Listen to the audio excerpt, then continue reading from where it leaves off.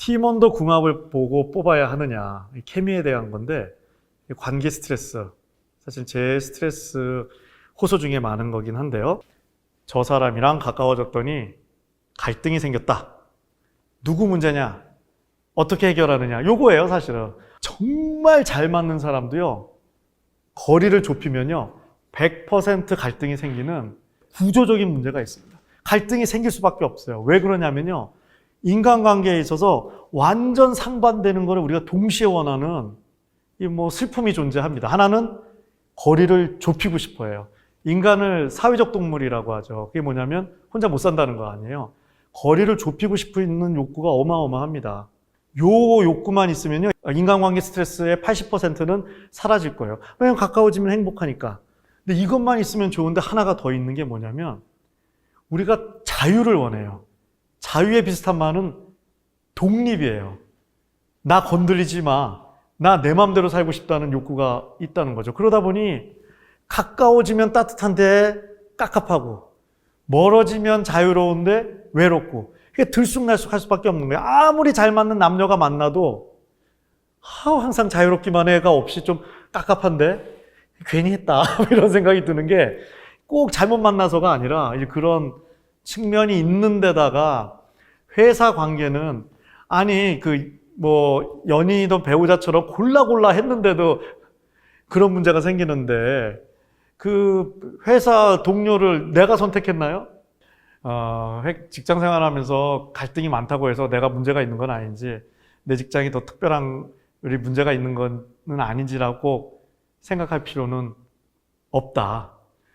적극적으로 생각하면 회사는 이상한 인간을 많이 경험하는 너무나 멋진 곳이다.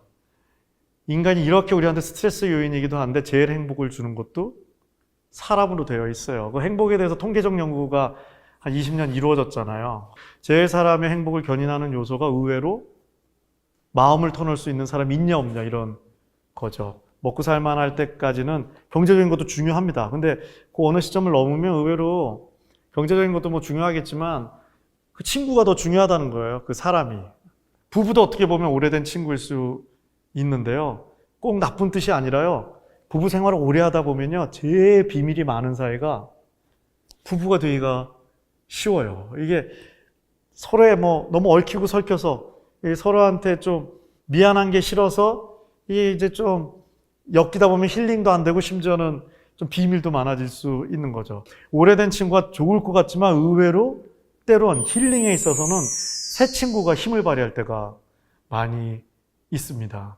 이게 그만큼 사람이 힘들기도 하지만 중요하고 새로운 친구를 확보하기 위한 노력을 우리가 해야 되는데, 이게 사실 막상 인생을 살다 보면 있는 친구도 만나기 어려운 좀 측면도 있죠. 이 은근히 투자가 드는 게요, 모든 사람과 우리가 친하자? 이 말도 안 됩니다. 이 케미가 다르기 때문에. 전 이런 분들 많이 봤어요. 아무 회사 다니는 그 동기가 하나밖에 없어요. 친구 만나러.